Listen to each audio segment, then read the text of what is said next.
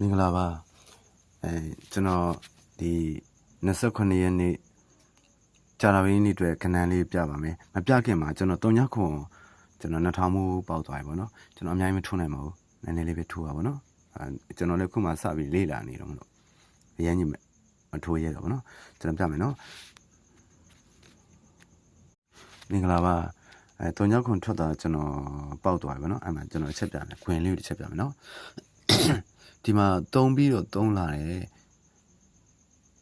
9ပြီးတော့9လာတယ်အဲ့တော့ကျွန်တော်တို့ခွန်ပြီးတော့ခွန်လာမယ်ဆိုပြီးတော့ကျွန်တော်ကင်လိုက်တာအဲ့မှာခွန်တစ်လုံးပိုင်ရသွားတယ်အဲ့အစင်မျိုးပဲကျွန်တော်ဒီဘက်မှာချက်ကြည့်မယ်နော်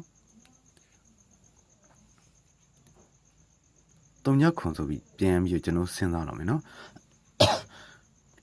ခွန်ပြီးတော့ခွန်လာတယ်ဟုတ်တယ်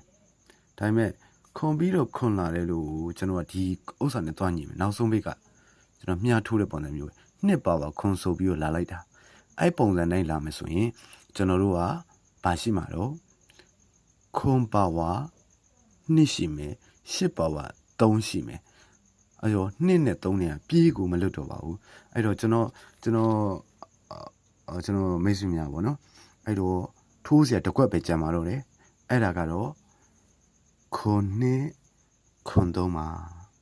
အလုံးပေါ်ကြပါစေမင်္ဂလာပါ3ညခွန်ထွက်တာကျွန်တော်ပေါက်သွားပြီပေါ့နော်အဲ့မှာကျွန်တော်ချက်ပြမယ်ခွင်လေးတစ်ချက်ပြမယ်နော်ဒီမှာ3ပြီးတော့3လာတယ်9ပြီးတော့9လာတယ်အဲ့တော့ကျွန်တော်တို့ခွန်ပြီးတော့ခွန်လာမယ်ဆိုပြီးတော့ကျွန်တော်ကင်လိုက်တာအဲ့မှာခွန်တစ်လုံးပိုင်ရသွားတယ်အဲ့အစင်မျိုးပဲကျွန်တော်ဒီဘက်မှာချက်ကြည့်မယ်နော်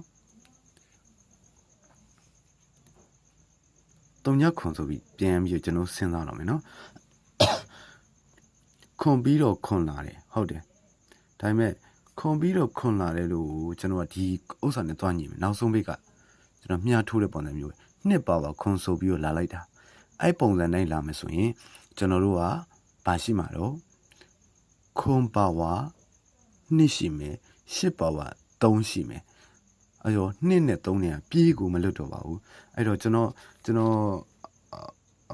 မိတ်ဆွေများပေါ့နော်အဲ့တော့ထိုးเสียတစ်ခွက်ပဲကြံပါတော့တယ်အဲ့ဒါကတော့ခွန်နှစ်ခွန်3ပါအလုံးပေါ်ကြပါစေ